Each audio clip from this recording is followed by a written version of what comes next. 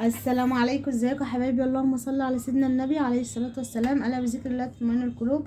عملنا بقى الغدا بتاعنا ده النهارده، كان وجبه الكشري دي. بصوا شوفوا ما شاء الله.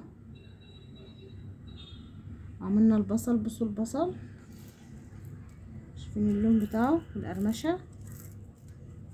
وعملنا بقى العدس، بصوا عاملينه ازاي، مفلفل ازاي ما شاء الله. وعملنا بقى جنبه سلطه خضراء، وعملنا الصلصه اهيت. يلا بينا نشوف الطريقه. ويا ريت لو عجبك الفيديو ما تنسيش تشتركي معايا وتعملي لي شير او لايك، وتقولي لي بقى رايك في الكومنتات في طريقه الكشري. معايا عدس كده بجبه، او العدس الاسمر ده كده، غسلاه ونقعاه كده، يقعد معايا ساعتين كده، ساعه على حسب بقى. وطبعا البصل موجود عندي، ده المتاح عندي دلوقتي هستخدمه.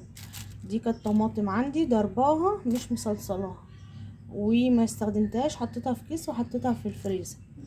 وده كنت عامله حمص، سلقه حمص من فتره، وكانت كميه كبيره زي ما انتم شايفين كده. حطيته في كيس وحطيته في الفريزر، يعني هيسهل عليا شويه الحمص ده. والصلصه، وادي العدس. والمكرونات بقى هقطع بقى البصل ونقشره كده. احنا عرفنا هنعمل ايه، هنعمل كشري بقى النهارده، وده غدانا بقى النهارده. آه، ده هسيبه منقوع كده ساعه، وهولع عليه على ما الحاجه دي تفك. هنعمل بقى اول حاجه البصل عشان ناخد الزيت بتاعه، نحمره وناخد الزيت بتاعه. بس بقى البصل كده قطعته وحطيت عليه معلقه واحده من الدقيق ورشه ملح. فكه كده في بعضه، وهننزل بقى في الزيت اهو، نقليه بقى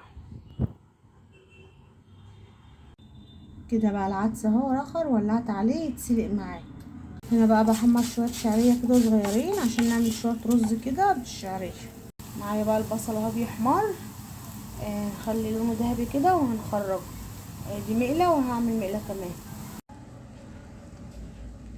بصوا بقى الرز معايا اهو ما شاء الله عامل ازاي. بصوا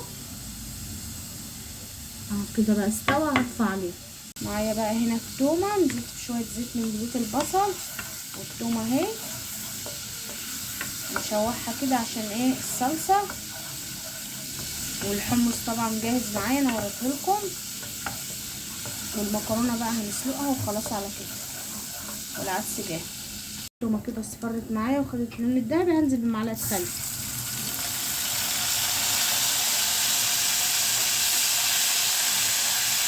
الله. هننزل بقى بالصلصه. ننزل بقى بالصلصه اهي.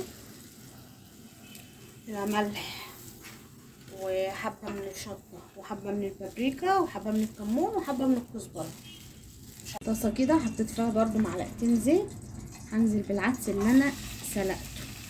انا بصراحه ما بحبش ناكل العدس كده صحيح كده مسلوق، لا. انا بفلفله كده زي اللحمه المفرومه، وعملته معاكم في كذا فيديو ان انا بفلفله كده زي اللحمه المفرومه، يعني بيبقى جميل واحسن واطعم. ولو قعد معاكي فتره في التلاجة ما بيجرالوش حاجه. لكن المسلوق ده ممكن يبوظ منه. هحط لها بقى رشه من الملح، ورشه من الكزبره، ورشه من الكمون. ادي التوابل بتاعته.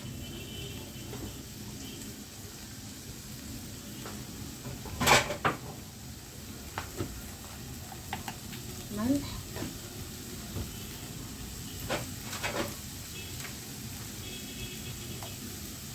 كزبره،